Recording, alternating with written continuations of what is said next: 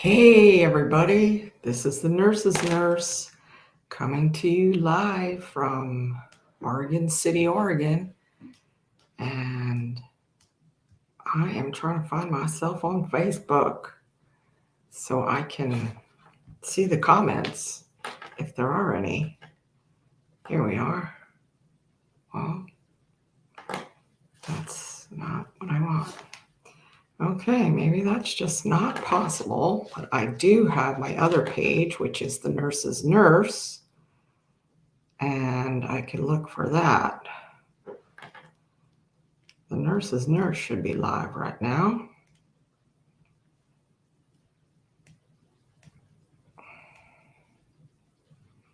Here I am. Oh my gosh, I'm live. So, here we go. I can see some comments. I guess it's just only from the Nurse's Nurse page, and that's okay. We are, I'm going to give it a minute, let people settle in, and see how you all doing. It's a long weekend for some of you guys, and it was a regular weekend for me. But I came up with this title, What to Do When You're Drowning. Things nurses can do to keep their head above water or when they're drowning. And for me, it came up to 3 things, which, first of all, if you're drowning, if you're seriously drowning, that means you need help. And calling out for help is really important. But when you're drowning, it's a little different because you got to calm yourself down, because when you're drowning, you start thrashing around and using up a lot of your oxygen, and you actually drown faster when you are freaking out. So I guess the first thing to do would be to calm yourself. We talked a little bit about this in other live streams that I've done. Centering yourself, taking a big deep breath. That goes right down into the vagus nerve and really settles you down, because that fight flight isn't as activated when we regulate our breathing. And just to get started again, I'm Rita Batchley. I am the Nurse's Nurse. This is Coffee with the Nurse's Nurse. But today, as many other days, I'm drinking tea, because I have learned how to take care of myself over the years. And tea is a lot more calming and a lot more soothing, and really does help me take better care of myself. The title of my video, 3 things nurses can do when they're drowning, how to keep your head above water, because hospitals and clinics are like tidal waves right now, and nurses are drowning. In this worst pandemic than we've ever seen in the history of written history, nurses are being forced to battle for basic protections. And that's under the extreme duress of also trying to save patients. And that's really hard. So number 1, calm yourself down. Because when you're really drowning and you know it, you feel it. And I mean, I know I've been reading and listening to a lot of nurses out there saying that it's a major freak out. In fact, the New York Times is, they have, let me see if I could share my screen with you, because that was pretty interesting what the New York Times showed. Picture in picture. Anyway, that didn't work. But anyway, I have it right here. I just happened to have the article, and I wish I could bring it up, but you see that? The New York Times. And this is a unit where the nurses had 36 patients in a COVID ward, 2 nurses race with 36 patients. So that's, 16 or more, bad at math. Anyway, more than 15 patients per nurse in a busy COVID ward. And then another article about, actually from the American Nurses Association. This was sent out to American Association Nurses members, which I am a member of the American Nurses Association. And this was from Aaron Seebach. He is a PhD, DNP, MBA, AGA, CNP, FNP, all these things after his name. But suffice to say, he's in charge of a big position with the American Nurses Association. And he said today his health system implemented crisis standards of care where the focus has changed from the care of individual patients to care that benefits the population.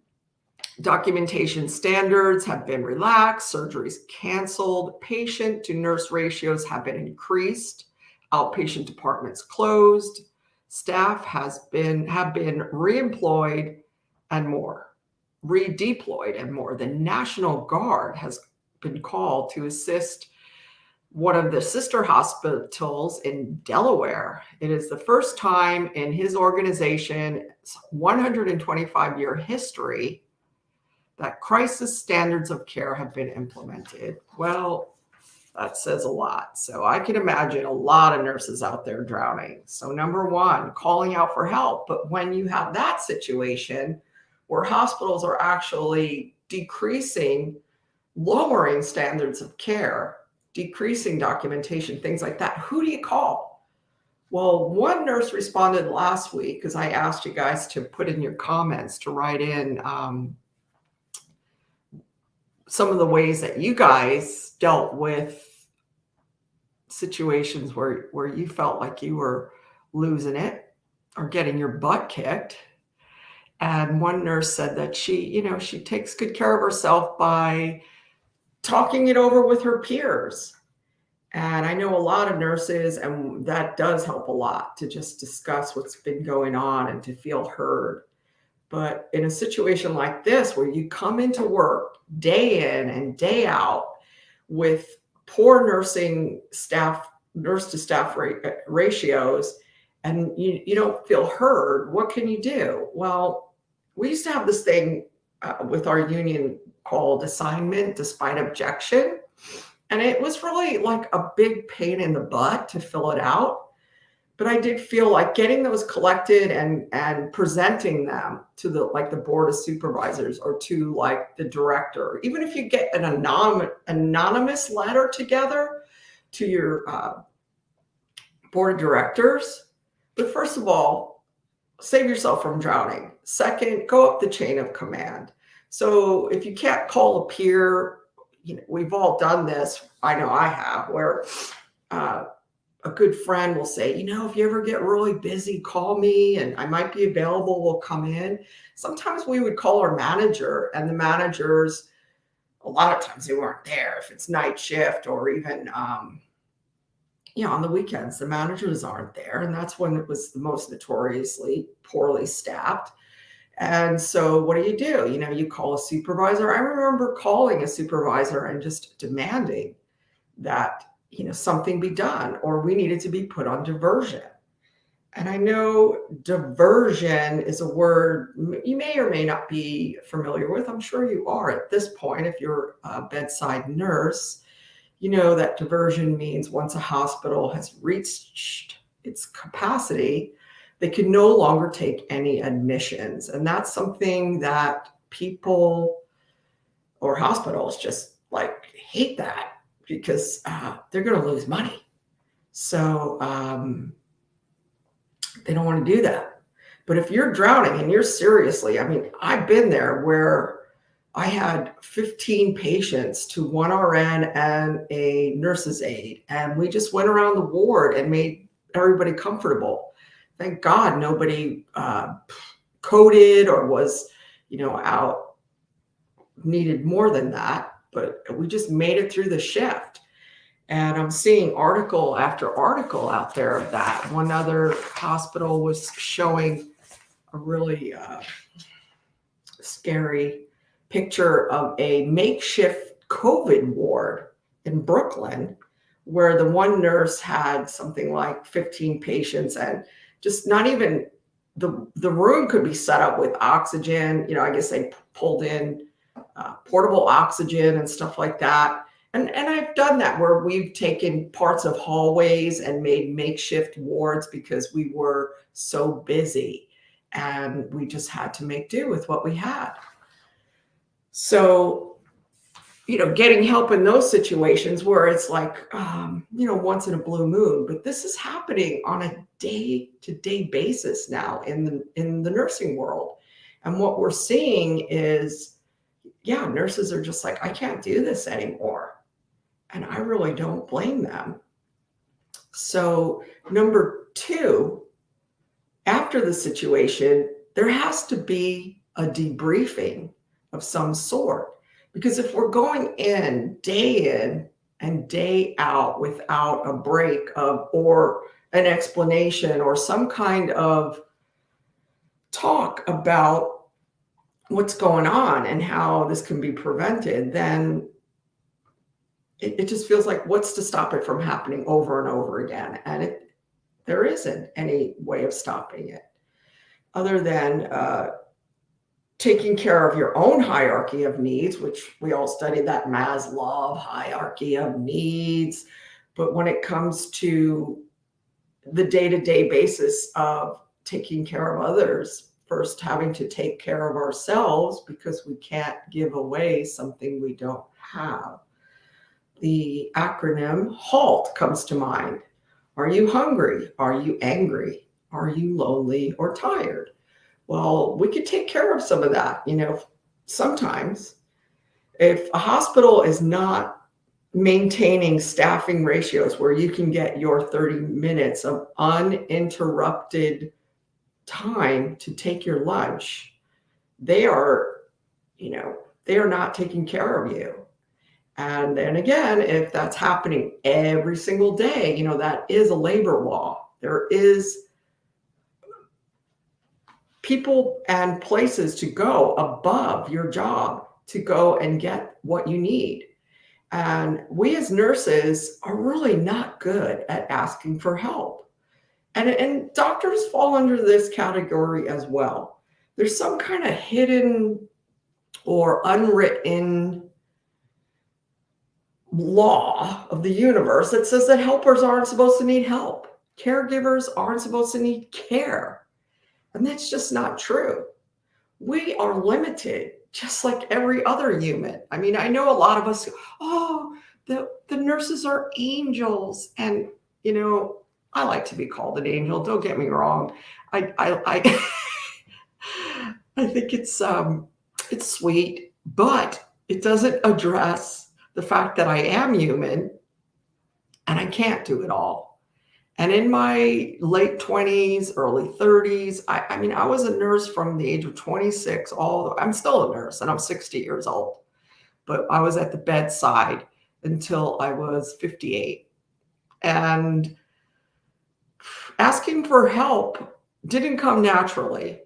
I had to take a lot of abuse before I would admit that, hey, I can't do this. I can't take another admission without getting on lunch break. I can't do this day in and day out without addressing the anger and resentment that, the management administration needs to do something to hire more nurses and keep them at the bedside. And number three, well, to segue into that, one of those stories, I just remember, we just had a really, really crazy, insane day where we just had a lot of admissions. I worked in labor and delivery, and there were 10 people admitted, and it was a weekend. There was no manager. And, the supervisor did all she could to get us help. But I just said, look, I called up the chief of staff and said, we can't do this. I'm in charge here. and we need to go on diversion. And they came in and they saw what was going on. I mean, I literally was running to the recovery room, recovering someone and running into a delivery room at the same, back and forth in the hallways, taking care of 2 or 3 patients plus being in charge. And it was just insane. So after that, the debriefing of it was, it trickled down to management and it trickled up to the supervisors. So it had to be addressed, and there had to be a better system of staffing, which was addressed, and I felt more supported.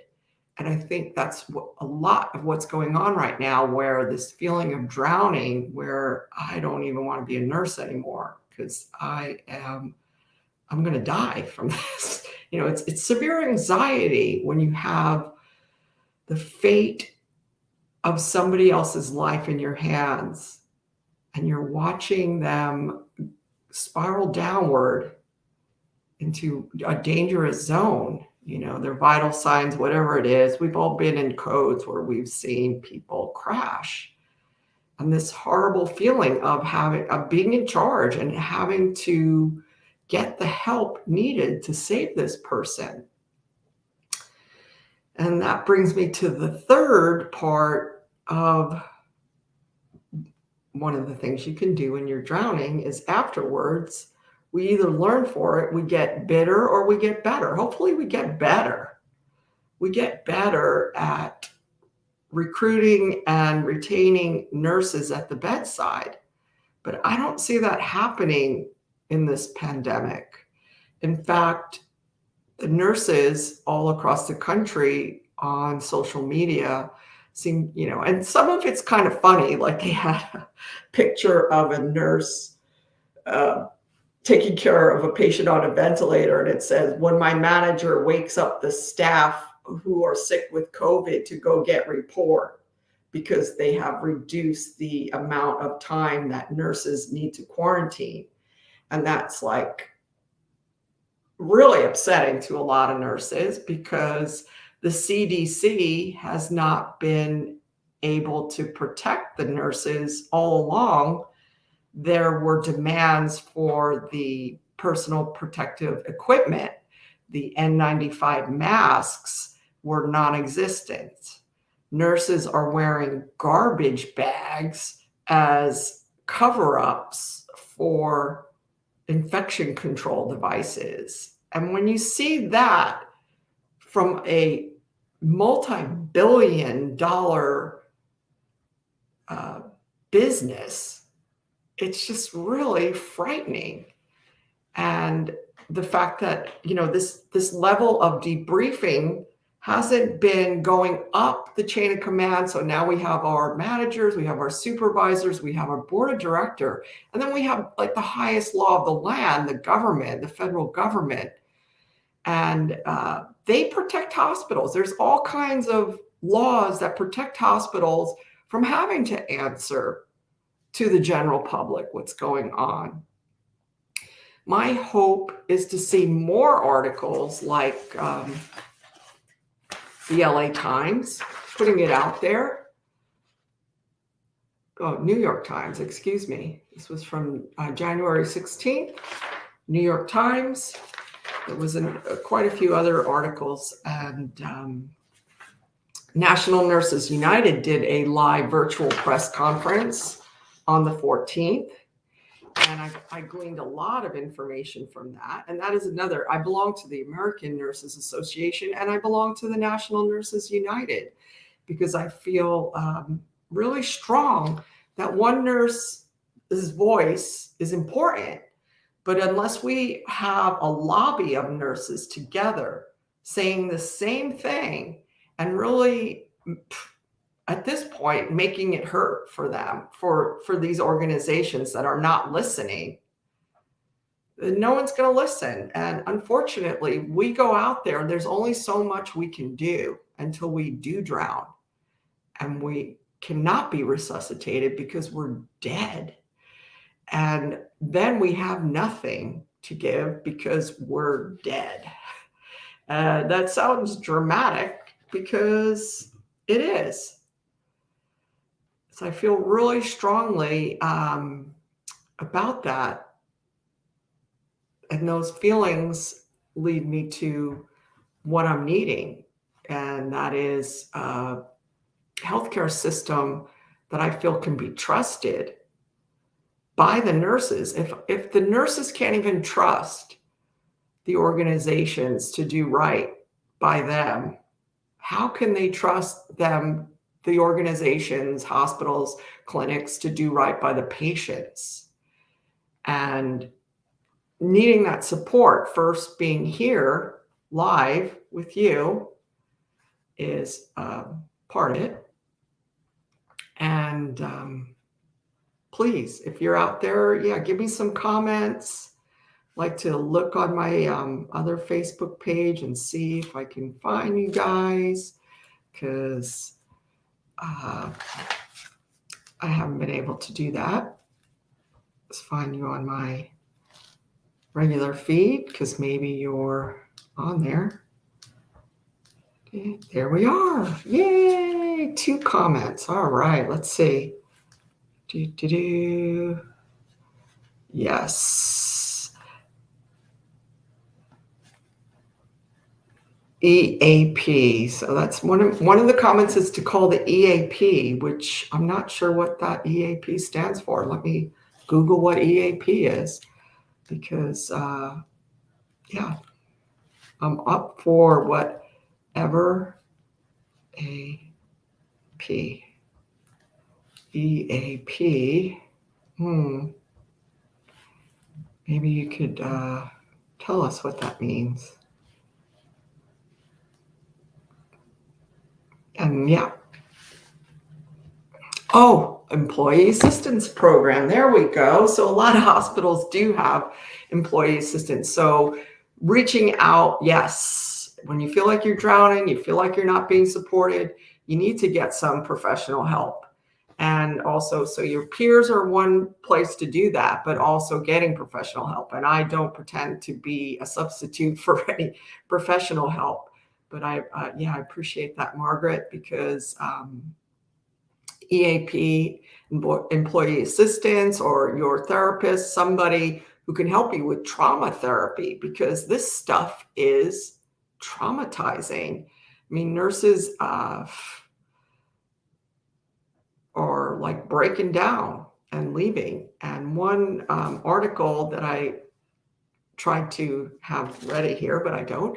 It cited, there by the National Nurses United, they did a nationwide survey of nurse satisfaction.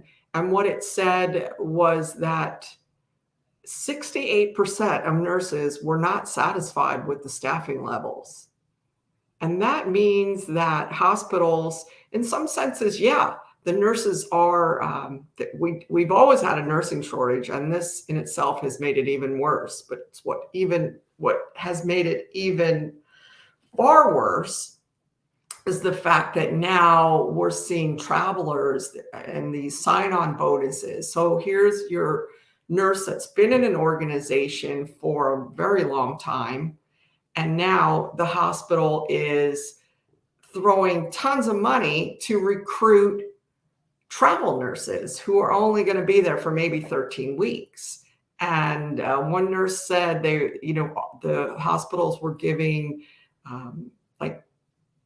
I don't know what you would call it, trenches, for being in the trenches, they were giving nurses $148 an hour. But that's not going to last, but it's probably only for certain areas of the hospital where it's the most impacted, like maybe the emergency departments or the critical care units. And then what does that say to other nurses in the facility? And it's not a long-term fix. And one nurse said, you're either part of the problem or you're part of the solution. And I totally agree with that, because, well, first of all, you got to take care of yourself. When the oxygen mask comes down, they tell you on the airplane, you got to put it on yourself first, and then you can help somebody else. But when it comes to the hospital, once you do take care of yourself, we've got to get to some long-term solutions. And number one, protecting the nurses, coming up with a way to protect ourselves and each other, like the new mandates with the vaccinations. They are going to start firing nurses for not being vaccinated. And I'm not here to debate whether you need to be vaccinated or not. I personally am vaccinated, but I know of nurses who have partners who tell them if they get vaccinated, they don't want to have children with them. And if they get vaccinated, so they're being held hostage in other areas, or they personally feel against being vaccinated. And that is going to cause them to be fired and cause more nursing shortages. Whereas I feel like, whenever I go to the supermarket, I see at least one or two people who don't have masks on. And nobody in there wants to start a fight. But it seems to me that if there was someone from the National Guard outside of the door, like one of those, National Guard, they carry, guns and stuff. And if I were to say to them, you know what, there's someone in there not wearing a mask and they're coughing all over everybody. Would you be willing to go talk to them? That would be awesome. Because I really feel strongly, not only that everyone in public spaces should be wearing masks, but that the masks be adequate. The handkerchief and the little rag that's not a mask. The N95s are out there and they're back in stock. I'm not saying that they're plentiful, but they're available. And people need to be wearing them to protect me from giving it to you. Because I don't know if I'm carrying it. I could be asymptomatic. But I didn't want this to turn into a COVID lecture. I just wanted to connect up that you have a loving caregiver inside of you that will teach you or protect you and support you when you listen to it. And it's our spirit, higher self.